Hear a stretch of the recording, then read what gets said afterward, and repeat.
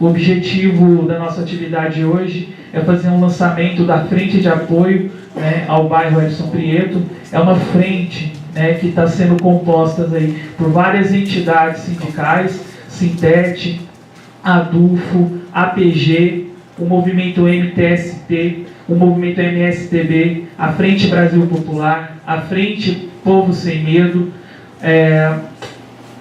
o coletivos do movimento estudantil, enfim, várias organizações que estão se somando junto com a gente, lançando essa frente em defesa, né, da questão da moradia, né, que é uma luta, né. A gente entende que a questão do Glória é uma luta em defesa da moradia, é uma luta por um direito, né, que é a questão da habitação, é uma luta pela preservação da vida de pessoas. Isso tudo a gente vai colocar aqui no decorrer da exposição. Então, para fazer a composição aqui da mesa, eu gostaria então de fazer o convite aqui pelo Sindicato dos Trabalhadores Técnicos, Administrativos em Educação, da UFO, né, Mário Júnior, pela Associação Docente dos Professores da UFO, né, Jugetânia, representando o movimento MTST, a Minéia, a Comissão Pastoral da Terra, o Frei Rodrigo, a comissão, né, da Universidade Federal de Uberlândia, que está acompanhando a questão da ocupação do bairro Edson Prieto, o professor Leonardo Barbosa. Eu vou passar primeiro... Tá, ó, o professor Leonardo vai começar e aí a gente vai dando sequência.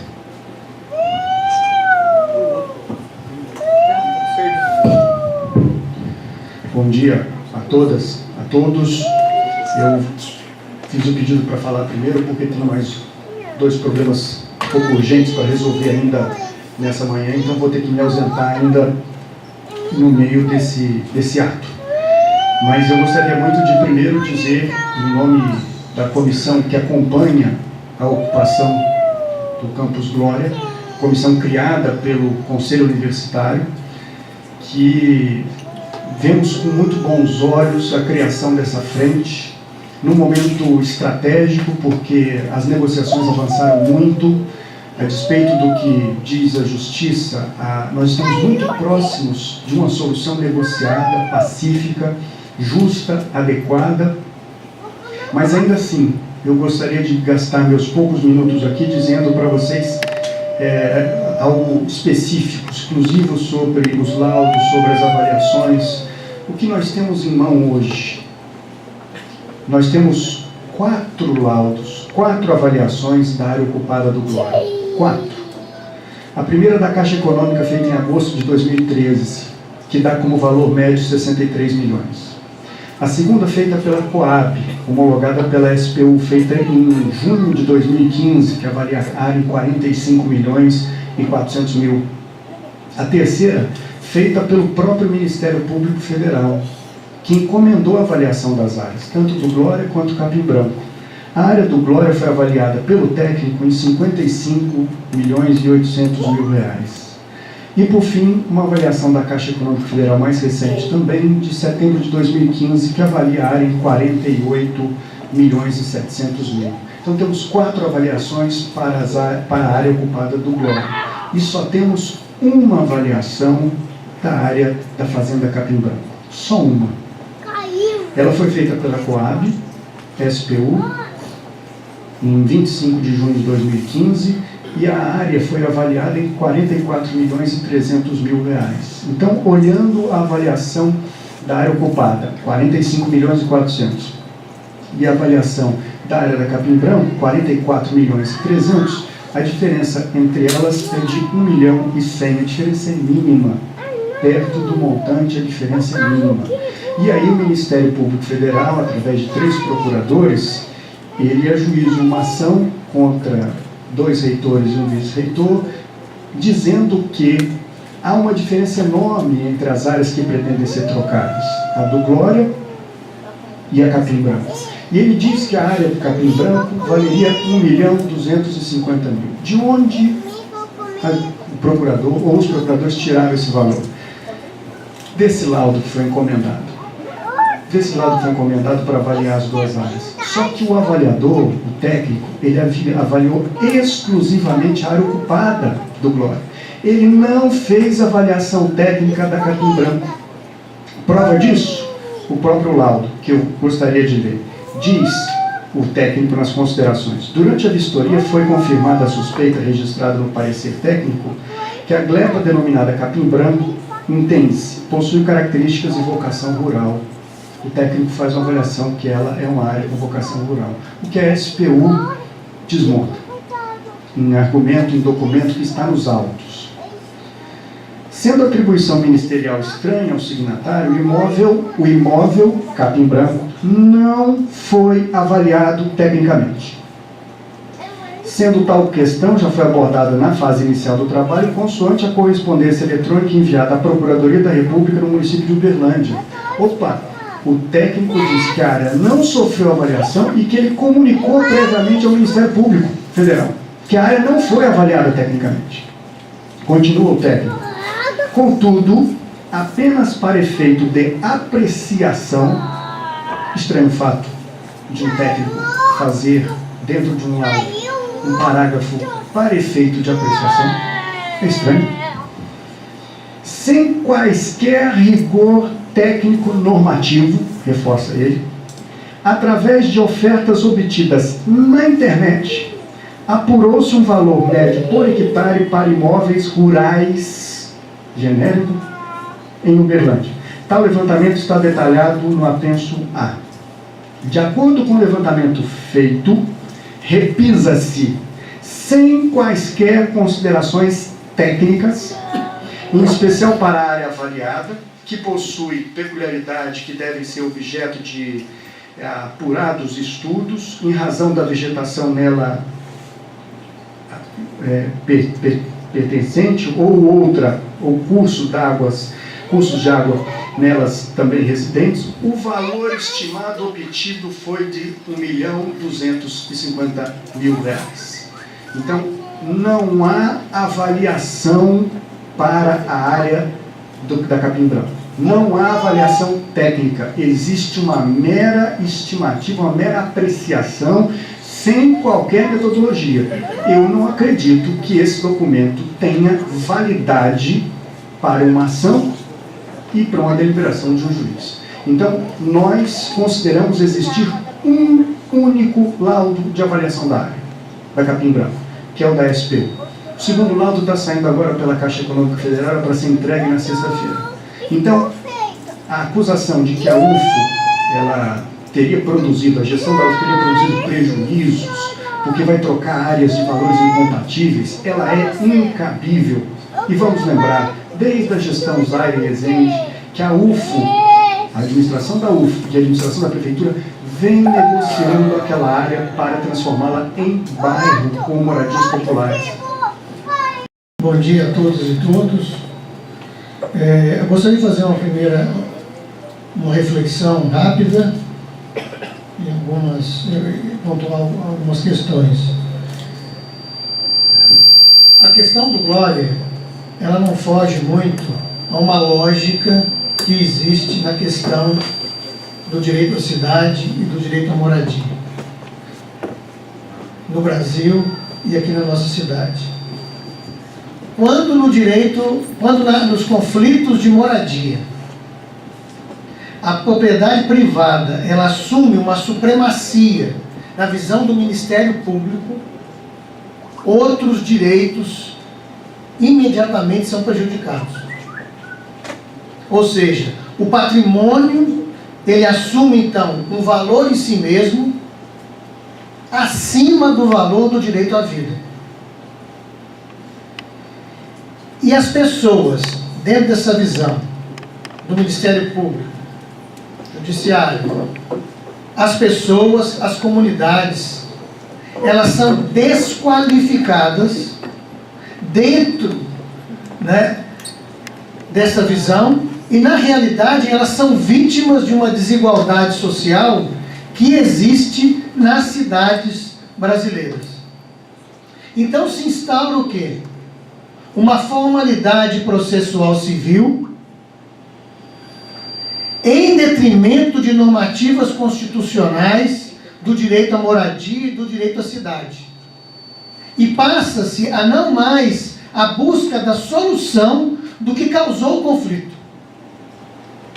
E a saída, então, é o quê? É o despejo, é a violência, é a execução daquelas famílias. Então, o patrimônio, ele assume um papel relevante. Agora, existem outros direitos. A propriedade, direito limitado, não é o único direito que existe. Essa é a primeira reivindicação que eu acho que nós temos que deixar de forma clara.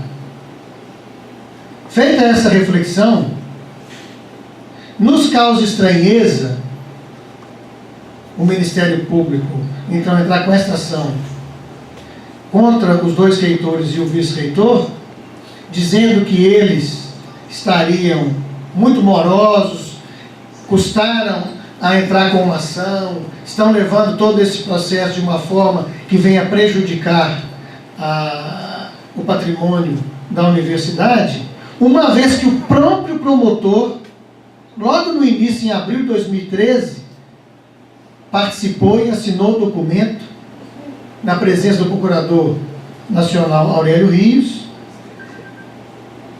da necessidade da busca de uma ação negociada.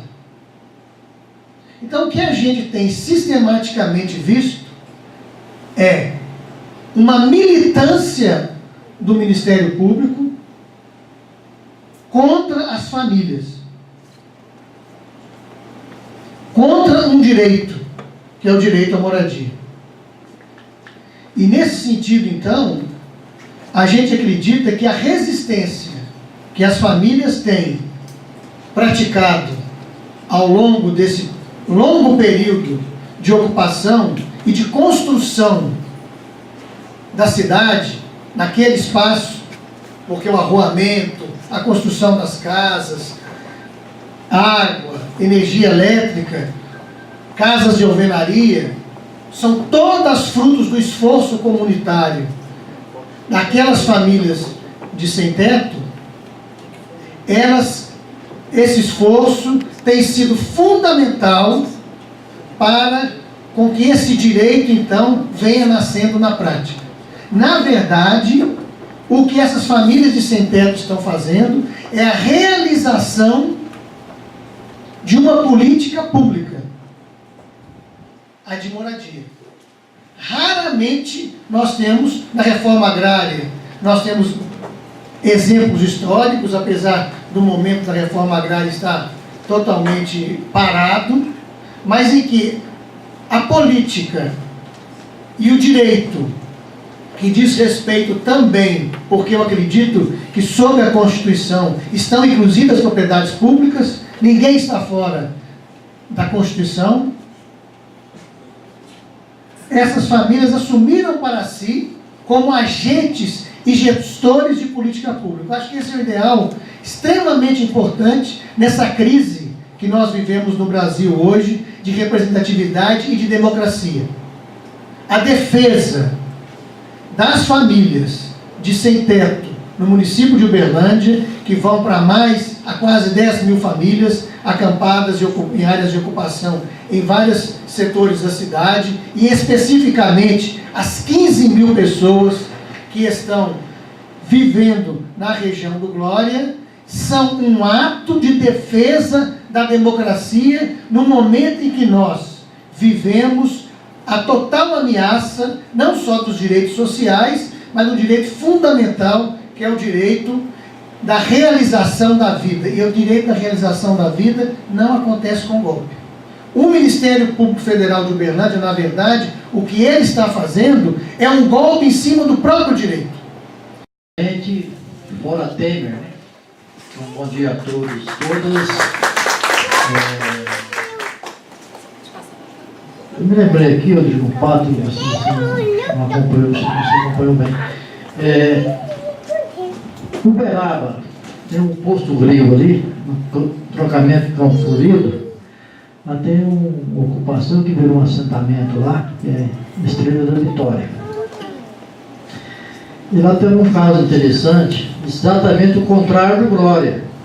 Lá nós conseguimos um promotor, que não me lembro o nome dele, e ele, além de ter feito todo o processo, né, e agido no processo, em defesa daquelas pessoas que ocuparam aquela área, ele obrigou que o município colocasse água para aquele pessoal, né, numa área particular, né, que o pessoal ocupou, e que a CEMIG colocasse energia para aquele povo, sem regularizar a área. Isso foi no 3º mês da ocupação e fiscalização. Então, mostra que essa justiça é muito maluca, cada um faz o que pensa e como acha que deve fazer. A única diferença é que aqui é uma área da UFA, e lá é uma área particular. Mas, partindo do pressuposto do que eles chamam de direito de propriedade, não tem nenhuma diferença na minha avaliação.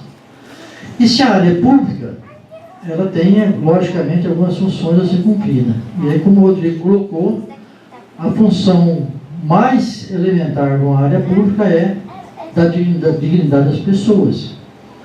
Então, moradia, para nós, é aquilo que dá mais da dignidade da pessoa. Eu morei em favela há alguns anos, paguei aluguel, e sei o quanto é triste isso, né?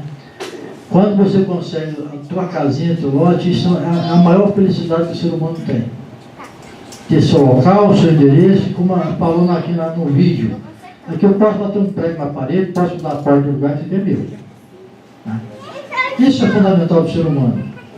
Então é incabível isso, né? Nós estamos aí acompanhando, estamos juntos na luta. A resistência, como o Rodrigo colocou, se quer reforçar isso, é fortalecer a democracia. Não existe democracia sem os direitos garantidos. Não pode existir uma democracia onde os direitos do ser humano são desrespeitados todos os dias. Então isso para nós é fundamental, a questão de colocar. Então vamos à luta, vamos lutar para reverter isso aí. Só passar a informa, a gente estou negociando com o Padre João a vida dele aqui, quanto presidente da Comissão de Direitos Humanos da Câmara Federal. Depois eu vou acertar com o Marquinhos aqui, porque é uma data para a gente fazer uma audiência aqui para estar discutindo em função disso.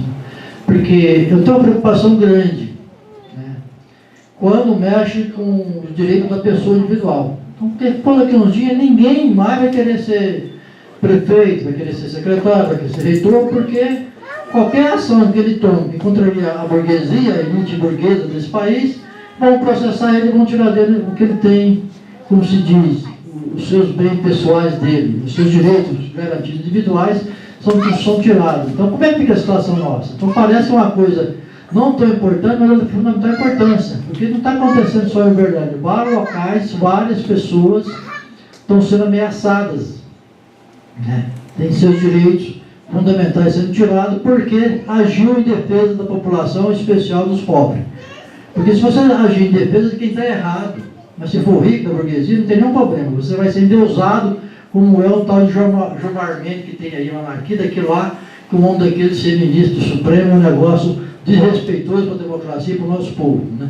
Mas quando alguém age em defesa da classe mais pobre, dos trabalhadores, estão se procurando agora, não é só agora, toda a vida foi assim, de perseguir de todas as formas as pessoas. Isso é uma forma muito terrível e difícil para nós enfrentar isso, sem colocar que a defesa da vida também passa por esse sentido, que aquelas pessoas que a gente elege, ou que alguém elege, ou que é delegado a representar o povo, deve de fato representar os interesses do povo, da nação, em especial da classe trabalhadora. Estamos juntos na luta. O Sintete UFO ele considera desproporcional e não razoável essa ação do Ministério Público Federal, porque essa ação, inicialmente, ela desconsidera todo um debate realizado no âmbito do Conselho Universitário dessa instituição, um debate administrativo e um encaminhamento administrativo que não fere o Estatuto da UFO, que não fere os princípios da universidade, os objetivos dessa instituição, que é o desenvolvimento social, que é a preservação da vida. Essa ação do MPF, na nossa opinião, vai contramão à efetivação do artigo 207 da Constituição Federal, que prevê a autonomia administrativa. Então, a gente fica incomodado com essa postura do Ministério Público Federal, que fere a autonomia administrativa dessa universidade, que tomou uma decisão que não está no âmbito da ilegalidade. tomou uma decisão negociada com a Prefeitura Municipal, com o Governo do Estado de Minas, com o Governo Federal, que teve a presença em reuniões de diversos representantes de autoridades públicas. Então a nossa posição é bastante crítica a essa decisão do Ministério Federal. Entendemos que o Ministério Federal não está cumprindo o seu papel, está tendo uma posição bastante parcial, está indo inclusive contra ao caminho percorrido pelo STJ, pelo STF, violando aí o direito à moradia, que é um direito constitutivo do direito à vida. E achamos bastante desproporcional, frente a essa conjuntura, a justiça brasileira optar por uma ação que vai custar aos cofres públicos mais de 15 milhões de reais, no momento em que, como foi expresso aqui pelas falas anteriores, todo esse processo está sendo mediado pacificamente, está se caminhando a uma conclusão pacífica. Então, nessas breves palavras, o Sintet-UFO se coloca ao lado do desenvolvimento social da cidade, se coloca ao lado das 2.350 famílias, se coloca ao lado dos gestores, dos dois reitores e do vice-reitor que está sendo penalizados injustamente pelo Ministério Público Federal. O Sintet-UFO se coloca ao lado da decisão autônoma do Conselho Universitário dessa instituição, que tomou uma decisão respaldada em todos os sentidos e que, na nossa compreensão, está fazendo o que é correto e o que deve ser feito, e que trará benefícios tanto para as 2.300 famílias que estão vivendo hoje lá, nesse bairro, como também trará benefícios para a instituição. Então, o Sintet-UFO registra que essa decisão do Conselho Universitário não traz sequer nenhum prejuízo para a instituição. Nenhum. Então isso é muito importante ficar claro, para que a gente possa fazer com que essa negociação pacífica seja concluída e que, como disse um professor dessa instituição, o professor Edilson, num artigo publicado no Jornal Correio, para que a terra ela seja acessível a todas e todos, e que não seja feita como função de estoque de valor. Nós assinamos embaixo todo o artigo publicado pelo professor, que traz uma reflexão importante a respeito desse tema. Muito obrigado. Primeiramente, eu queria agradecer a todas as pessoas aqui presentes. Queria, sobretudo, agradecer aos moradores e moradoras do Glória, esse vídeo maravilhoso que foi apresentado para nós, esforço coletivo de uma mídia que quer democratizar a comunicação e que com essa experiência da ocupação do Glória, nos ensina a ter esperança, nos ensina a lutar, porque, como disse a companheira lá, moradora, quem está nessa situação vivida, difícil, acaba tendo coragem, E é essa coragem que precisa contagiar outros setores da sociedade, nos dá energia para estar junto com os moradores e moradoras do Glória, dizer que eles não estarão sozinhos, estarão com muitos outros, e que o lado da UFO é o lado dos moradores e moradoras do Glória. Esse é o nosso lado. Aqui está o Sintet, que representa os técnicos administrativos, está a DUFO, que representa professores.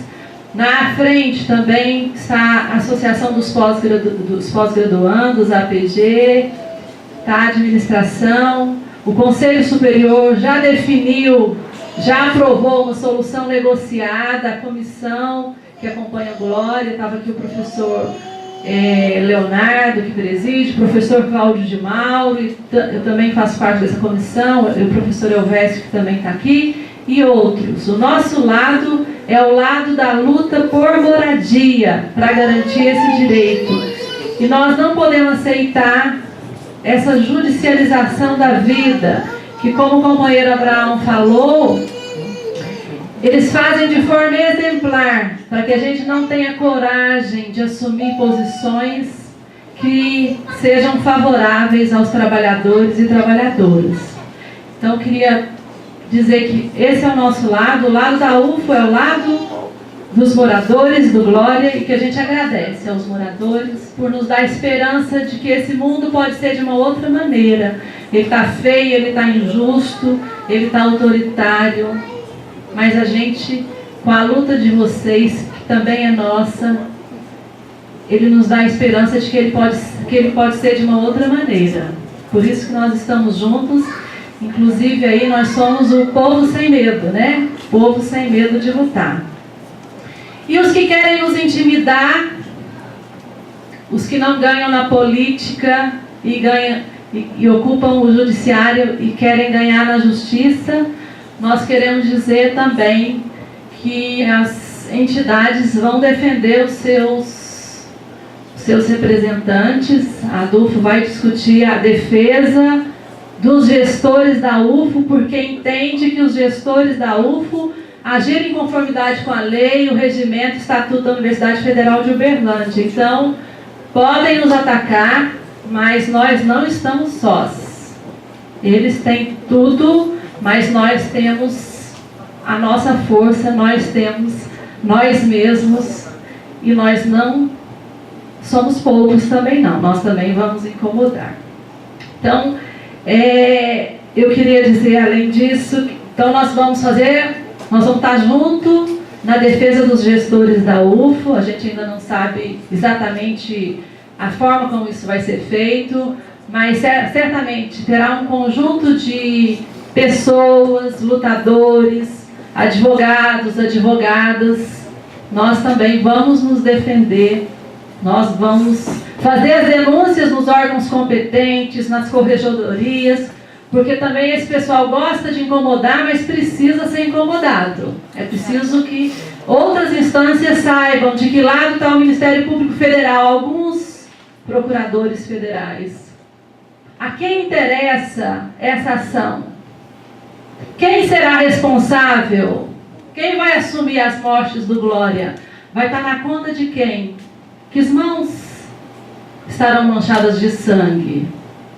Isso precisa ser dito. Nós vamos dizer, não passarão impunemente, né? Haverá resistência sim.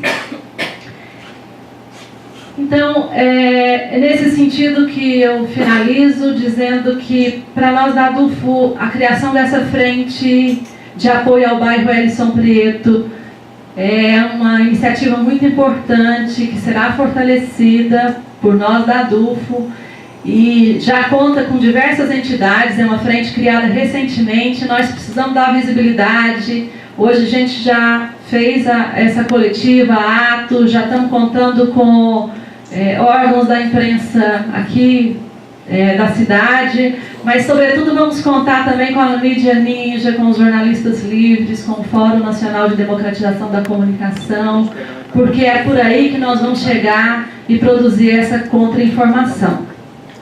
Contem, então, com a ADUFO para desenvolver essa luta. Muito obrigada. Primeiramente, dizer que eu fico até emocionada em participar desse lançamento da Frente de Apoio ao Bairro Helisson Prieto. Na verdade, um lançamento oficial, que vocês sempre tiveram conosco durante esses 4 anos e meio de luta. E eu falo em nome de 2.350 famílias, cerca de 15 mil pessoas, que vivem há 4 anos e 6 meses no bairro Helisson Prieto, mais conhecido como Glória. E dizer que a cada dia que passa eu tenho mais certeza de que nós estamos ajudando a mudar a cara desse país, dessa sociedade, principalmente dessa cidade, que foi construída por conservadores, por coronéis, para nos excluir. E nós temos certeza e convicção que hoje nós não temos apenas ideais. Nós fomos à luta e construímos através das nossas mãos, das mãos que levam essa cidade adiante, que são as empregadas domésticas, que são os pedreiros, os serventes, ou até doutores também, por que não, que vivem no bairro Helisson Prieto. E nós temos orgulho de dizer que essa luta é a luta do povo, Essa luta é uma luta de quem realmente necessita. Porque a gente costuma dizer que só sabe o que é fome quem já sentiu fome. E só sabe o que é viver debaixo de chicotada, igual a gente vive há 4 anos e 4 meses, quem aguenta o barro, quem aguenta a poeira, porque ali ninguém brinca de morar. Ali a gente vive de verdade.